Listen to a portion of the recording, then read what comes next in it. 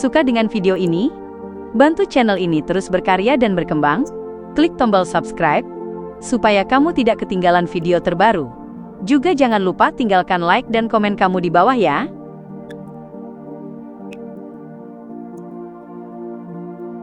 Setelah melihat sang utusan menghilang, Klein memikirkan para demigod yang bisa ia hubungi dalam waktu singkat, tetapi ia menyadari bahwa tidak ada seorang pun.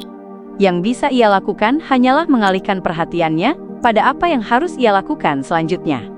Siaran ke seluruh kota pasti membuat si King Yan Kotman bukan hanya menemukan Helmosuin, tetapi juga akan berusaha sekuat tenaga mencari Dewa Laut dan jejak para penganutnya.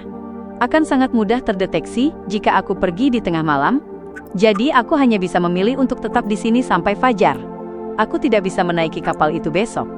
Jika aku diserang di tengah perjalanan, aku mungkin akan mempengaruhi semua orang di kapal. Selain itu juga tidak cukup tersembunyi. Aku bisa memanggil makhluk bawah laut dan pergi dengan menungganginya. Aku bisa beristirahat dan berganti tunggangan di pulau-pulau terpencil dan terumbu yang kami temui di sepanjang jalan sampai tiba di pelabuhan berikutnya. Karena cahaya oranye mengatakan bahwa sifat unik itu hanya bisa dideteksi dari jarak dekat, bahkan jika Mother Tree of Desire mencoba memperluas jangkauan persepsinya untuk menemukanku melalui ritual atau para penganutnya, itu tetap tidak akan melebihi ukuran sebuah kota. Bahkan mungkin hanya terbatas pada ukuran sebuah jalan tertentu. Inilah juga alasan aku bertemu dengan jebakan saat tiba di Orafi. Selama aku meninggalkan Bayam, aku seharusnya bisa lolos dari pengawasan mereka. Saat pikiran Klein perlahan menjadi semakin jernih, ia tiba-tiba mendengar sebuah sinyal dari radio transceiver. Ia segera berjalan mendekat dan dengan cepat mencatatnya. Kemudian, dengan buku kode, ia menyalin kata-kata yang sesuai menjadi satu kalimat. Tak lama kemudian, isi telegram itu muncul di atas kertas dengan tinta hitam pekat. Aku melihatmu. Aku melihatmu. Ketika Klein membaca kata-kata itu, ia merasakan hawa dingin menjalar melalui jantungnya. Bayam, di sebuah kediaman biasa tidak jauh dari kantor gubernur jenderal. Di sebuah ruang bawah tanah yang luas, lilin-lilin menyala dalam diam, menyebarkan cahaya redup ke sekeliling. Silver Coin Viper Oder telah melepas jubah bertudungnya. Ia memandang pria parubaya di hadapannya sambil gemetar. Dengan suara bergetar, ia berkata, "Yang mulia Senor, aku tidak tahu bagaimana tempat persembunyian asli Helmosuin juga bisa diketahui oleh orang lain." Senor mengenakan topi segitiga tua. Rongga matanya cekung, dan wajahnya pucat mengejutkan. Ia lebih tampak seperti roh jahat daripada manusia. Ia mengangkat tangannya dan mengusap dua kumis hitam di atas bibirnya, sementara mata coklat mudanya menyapu wajah Oder dengan dingin. Sebagai tanggapan, petualang terkenal itu tak bisa menahan diri untuk menundukkan kepalanya. Setelah mengamatinya selama beberapa detik, Admiral of Blood, yang mengenakan celana putih dan mantel merah, berkata dengan suara dalam, "Kurang dari 3 menit setelah telegram itu dikirim, ia sudah tersebar ke seluruh kota. Dan pesan yang disebarkan itu merupakan bagian dari telegram tersebut. Aku mencurigai bahwa faksi lain telah mulai memperhatikan transmisi radio, dan mereka memperoleh buku kode kita dari Patua Queen." Ya, pasti begitu." Oder buru-buru mengiyakan, berharap Admiral of Blood tidak menyalahkannya atas hilangnya Helmosuin karena ketidakmampuannya. Ia tahu dengan sangat jelas bahwa Admiral bajak laut ini sangat kejam terhadap bawahan yang melakukan kesalahan. Senor menyapu pandangannya ke arah Oder dan mencibir. "Bagaimanapun juga, kau gagal. Jika bukan karena kau dan majikan wanitamu memberiku banyak kesenangan, aku sudah menyuruhmu mengeluarkan isi perutmu sendiri. Kirim telegram. Beritahu pendengar yang mungkin ada atau mungkin tidak ada itu, bahwa aku bisa melihatnya. Biarkan dia menghabiskan malam dalam ketakutan dan kegelisahan. Itulah satu-satunya hal yang perlu kau lakukan sekarang." Mendengar itu, Oder segera menghela napas lega. Ia melirik Admiral of Blood dengan rasa gentar, dan juga altar berdarah di belakangnya sebelum menjawab dengan penuh hormat, "Ya, Yang Mulia Senor." Ia merasa bahwa beberapa saat yang lalu dirinya hampir saja menjadi bagian dari persembahan ritual.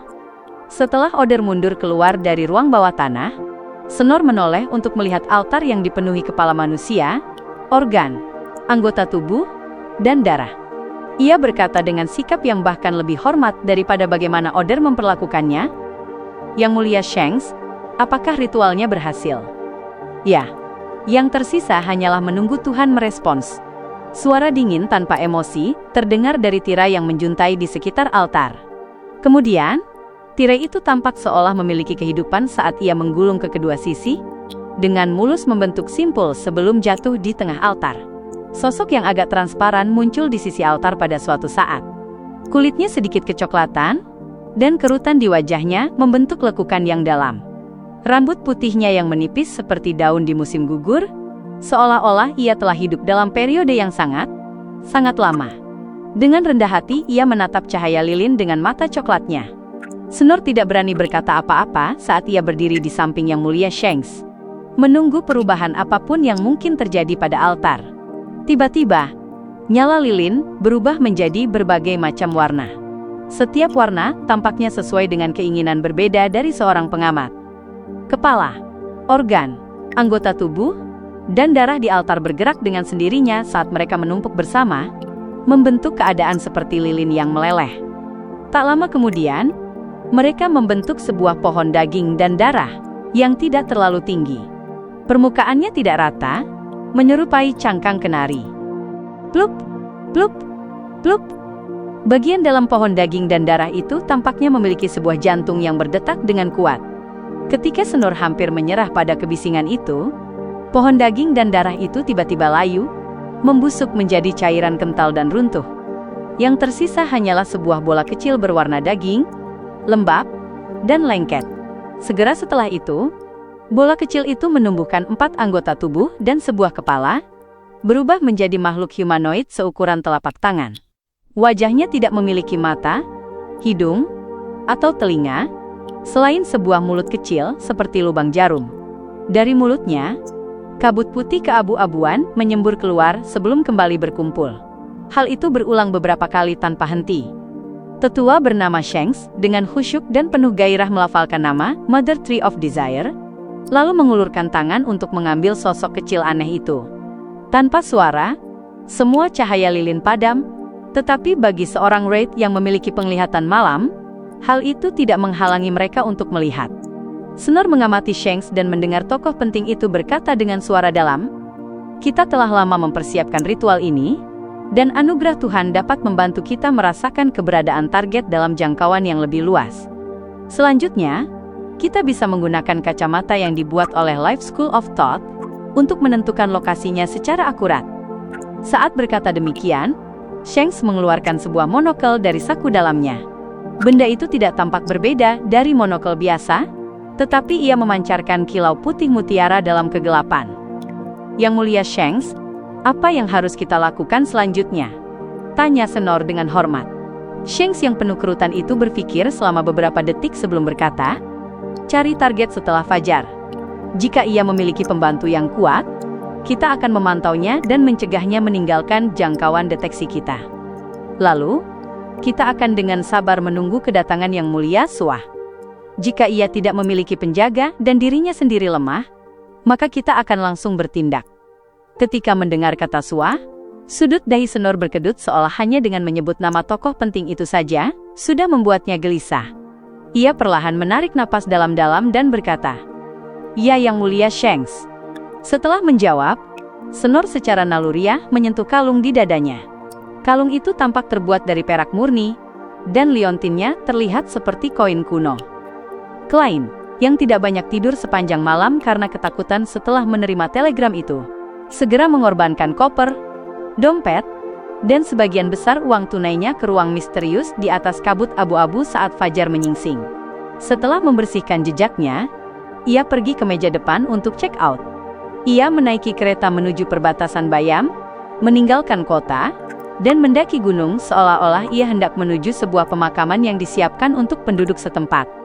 Di tengah perjalanan, ia tiba-tiba berbelok masuk ke dalam hutan, dan berencana berjalan lurus menuju tebing tempat makhluk bawah laut raksasa sedang menunggunya di bawah sana.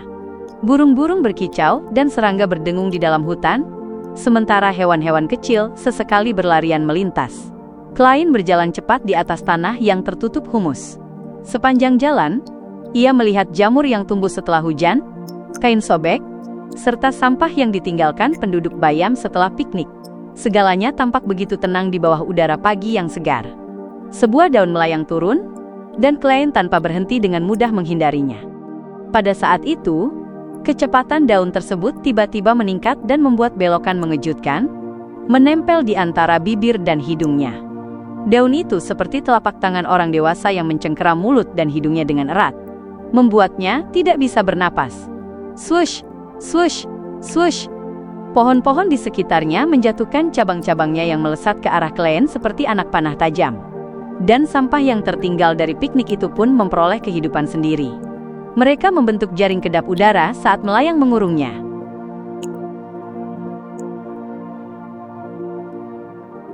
Tiba-tiba, Klein merasakan sensasi yang familiar. Rasanya seperti setiap pohon, setiap daun, setiap batu, setiap helai rumput menginginkan kematiannya. Begitu melihat tumpukan sampah yang terdiri dari serpihan dan kertas menerjangnya membentuk jaring aneh, tubuhnya tiba-tiba runtuh menjadi sebuah boneka kertas. Swoosh, swoosh, swoosh. Cabang-cabang yang tajam seperti panah menembus boneka-boneka kertas itu dan melesat jauh ke kejauhan. Sementara itu, jaring aneh tersebut segera membungkus semuanya menjadi sebuah bola yang perlahan menggeliat. Tubuh Klein muncul di samping, sekitar 8 meter jauhnya. Ia tahu bahwa serangan yang ia khawatirkan akhirnya benar-benar turun menimpanya.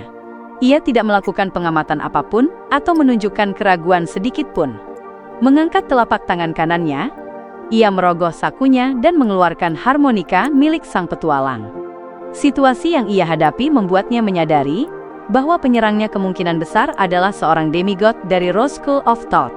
Itu adalah musuh yang saat ini sama sekali tidak mampu ia hadapi. Orang yang dulu mengejar Sharon juga memberinya perasaan yang serupa. Pada saat itu, boneka-boneka kertas di sakunya tiba-tiba terbang keluar dan menempel di wajahnya, satu demi satu, lapis demi lapis. Pada saat yang sama, lengan bajunya tiba-tiba mengencang dengan sendirinya, mengikat kedua lengannya dan mencegah telapak tangannya bergerak turun. Kemeja taraba dan jaket coklatnya mengencang seperti seekor beruang yang memeluknya erat. Dalam hitungan detik, ia telah terikat di tempat oleh pakaian, celana panjang, dan sepatunya sendiri. Wajahnya tertutup boneka-boneka kertas, tulang rusuknya hampir patah, dan ia merasa sangat sulit bernapas. Klein sudah siap secara mental dan memiliki pengalaman tempur yang kaya, jadi ia tidak panik. Ibu jari dan jari tengah tangan kanannya, yang tidak terpengaruh, saling menyentuh saat ia menjentikkan jari. Api merah menyala segera berkobar di pahanya, membakar celana panjang yang mengikatnya hingga bersih sebelum menyebar ke atas dan ke bawah.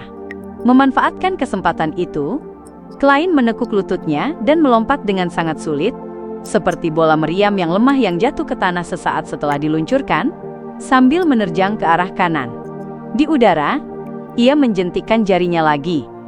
Kali ini, lengan baju di sambungan lengan kanannya menyala. Adapun tempat ia berdiri sebelumnya, rumput hijau tiba-tiba layu, sementara tanah yang menghitam mendadak berubah putih seolah-olah telah terkikis oleh waktu. Serangan ini sunyi dan mematikan, tanpa peringatan apapun. Klein tahu bahwa musuhnya sangat kuat, dan bahwa tetap berada di tempat yang sama, kemungkinan besar akan membuatnya terkena serangan yang tidak bisa ia lawan. Oleh karena itu, ia terlebih dahulu menyingkirkan pengaruh yang mengikat kakinya. Jika tidak, ia mungkin sudah terluka parah dan kehilangan kemampuan bertarung. Ia bahkan bisa saja mati. Dengan suara letupan, 2 titik di sekitar lengan bajunya menyala. Telapak tangan kanannya akhirnya bebas bergerak saat ia merogoh sakunya dan meraih harmonika sang petualang. Brug! Ia jatuh ke tanah, berguling, lalu segera menahan tubuhnya dengan tangan kanan untuk memantul kembali berdiri. Telapak tangan kirinya yang mengenakan sarung tangan kulit manusia menjentikkan jari. Kali ini, targetnya adalah boneka-boneka kertas yang menempel di wajahnya dan mencegahnya bernapas. Pak! Boneka-boneka kertas itu terbakar saat lidah api merah menyambar rambut Klein. Pada saat itu, sebuah pemandangan tiba-tiba muncul di benaknya. Sebuah es runcing telah terbentuk dan melesat menuju kepalanya seperti panah tipis berwarna hijau suram. Karena kecepatannya, es itu sendiri tampak transparan sehingga biasanya mustahil untuk ditemukan. Namun meskipun firasat bahaya Klein terpicu, itu sedikit terlambat. Ini karena pakaiannya masih mempengaruhi kelincahannya. Ia sudah terlambat untuk menghindari serangan itu. Sebuah pikiran melintas di benaknya saat ia dengan susah payah menekukkan punggungnya. Tubuh bagian atasnya melengkung ke belakang, dan ia bergerak cukup jauh ke arah kanan. Swoof! Panah es tipis dan dingin itu menghantam dada kirinya, langsung menghancurkan jaket coklat dan kemeja putih berkerah bulat yang ia kenakan di sana hingga berkeping-keping di udara. Namun panah es mematikan itu tidak melanjutkan lajunya ke depan. Ini karena di jalurnya terdapat sebuah buku dengan sampul coklat tua. Buku itu tampak biasa saja. Sampulnya menggunakan kulit kambing kuning kecoklatan yang umum digunakan untuk penjilidan, tetapi buku itu tidak hancur seperti dua potong pakaian tadi. Bahkan tidak ada lubang kecil pun yang terbentuk. Grossel's Travels. Itu adalah benda yang bahkan badai petir dari Sigurd Scepter yang telah diperkuat sebagian oleh kekuatan ruang misterius pun gagal merusaknya. Malam sebelumnya, telegram bertuliskan, "Aku melihatmu," telah membuat Klein begitu ketakutan, sehingga ia tanpa ragu memperkuat langkah-langkah perlindungannya. Ia menyiapkan setiap metode yang bisa ia pikirkan. Selain menyembunyikan buku itu di titik vitalnya, di saku lainnya terdapat kotak cerutu besi yang menyimpan pengaruh dari True Creator yang telah tercemar. Jika keadaan memburuk, ia akan menyingkirkan dinding spiritualitas, melemparkan benda itu, dan melihat apakah itu akan menarik perhatian True Creator. Ia berharap dia akan mengirim bawahannya yang kuat untuk membuat situasi menjadi lebih kacau. Ia tahu bahwa bahkan dewa jahat seperti True Creator pun membenci Mother Tree of Desire. Setelah menahan panah es itu, Klein jatuh ke tanah sambil berguling ke samping. Ia lalu membawa harmonika sang petualang ke bibirnya dan meniupnya dengan keras. Pada saat itu, wajahnya sedikit menghitam karena pembakaran boneka-boneka kertas, tetapi berkat pengendalian apinya, ia tidak terluka. Kemudian, ia merasakan pakaian di lengan kiri, pinggang, paha, leher, dan kakinya kembali normal, memberinya kebebasan bergerak yang baru. Saat ia meniup harmonika, ia dengan cepat mengaktifkan Spirit Vision. Ia melihat nona utusan berjalan keluar dari kehampaan dengan 4 kepala pirang bermata merah di tangannya. Kepala-kepala itu secara otomatis berputar dan menatap ke satu titik yang sama. Salah satu kepala mendengus saat membuka mulutnya dan mulai menghirup udara. Angin dingin berdengung saat sebuah sosok dipaksa keluar dari sebuah pohon hijau yang berjarak 100 meter dari Klein. Sosok itu gagal mempertahankan keadaan sulit dideteksinya saat tubuhnya dengan cepat menjadi setengah transparan dan setengah nyata. Dia adalah seorang lelaki tua berkeriput dengan rambut putih tipis. Fitur wajahnya memiliki ciri khas penduduk benua selatan. Saat mata coklatnya memantulkan bayangan Reine Tiniker, alisnya terangkat. Lalu, tanpa ragu ia membuka mulutnya seolah hendak melontarkan kutukan ekstrim yang telah ia persiapkan sejak lama. Pada saat itu, salah satu kepala lain yang dibawa Reine Tiniker juga membuka mulutnya, seolah mengeluarkan jeritan tanpa suara. Dengan itu, tidak ada yang terjadi di dalam hutan. Ketika Shanks melihat ini, ia segera menoleh ke arah Klein yang belum sempat bereaksi, ketika sosok dengan rambut putih tipis dan keriput berlebihan muncul di depan matanya. Pikirannya langsung menjadi dingin. Meskipun pikirannya tidak terhambat, ia kehilangan kendali atas tubuhnya. Ia hanya bisa menyaksikan lelaki tua berambut putih itu menghilang saat ia berbalik menghadapi nona utusan. 2 kepala yang dibawa Reine Tiniker tiba-tiba terbang keluar dan muncul di depan Klein. Salah satunya membuka mulut dan menghirup udara, sementara mata merah yang lain menjadi gelap saat giginya memanjang dan menajam, berganti-ganti antara keadaan tak berwujud dan berwujud. Klein melihat lelaki tua transparan berambut putih tipis itu dipaksa keluar dari tubuhnya, sebelum kepala nona utusan dengan gigi panjang menggigit bahunya, mencabik sebuah objek yang tampak seperti tubuh roh sekaligus tubuh fisik. Shanks mengerutkan kening tanpa berteriak. Sosoknya tiba-tiba menghilang saat ia melompat ke sebuah titik dengan pecahan kaca 100 meter jauhnya.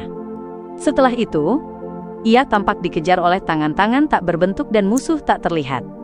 Ia terus berpindah ke genangan air dangkal, mata hewan, embun di tanaman, dan sebagainya.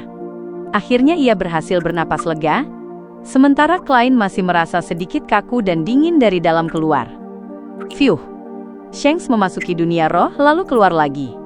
Di tangannya ada sebuah boneka lembab dan lengket seukuran telapak tangan.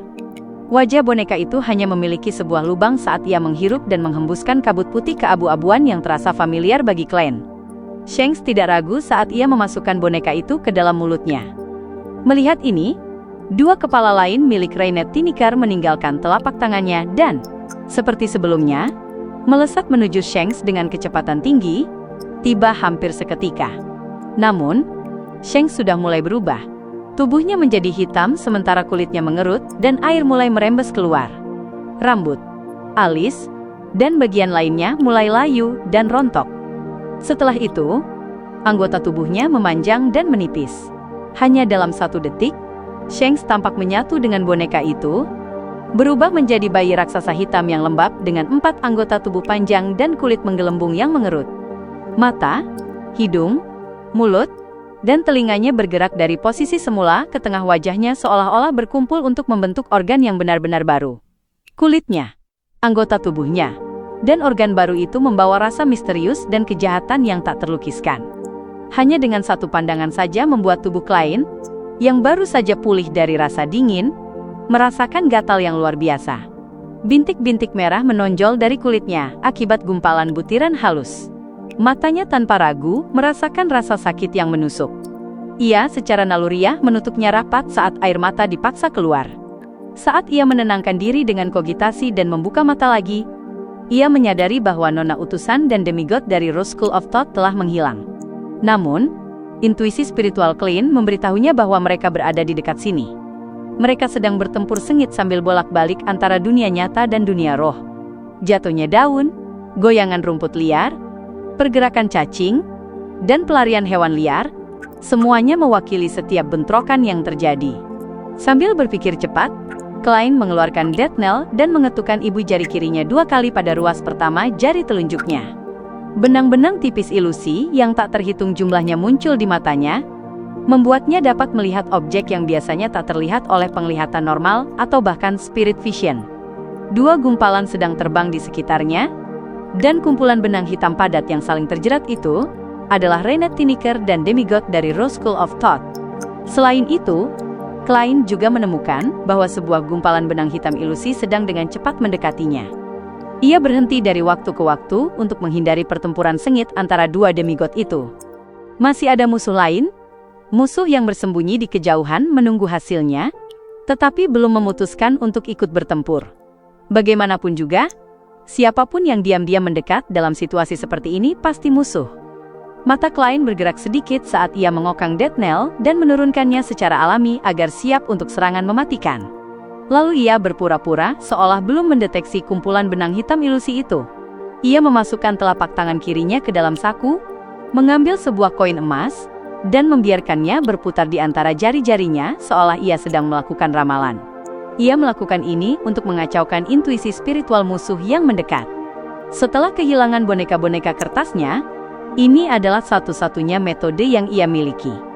Setelah menunggu dengan sabar selama 2 detik, ketika pihak lain sudah berada dalam jarak tembak, mata Klein menjadi serius saat ia tiba-tiba mengangkat tangan kanannya, membidik, dan menarik pelatuknya.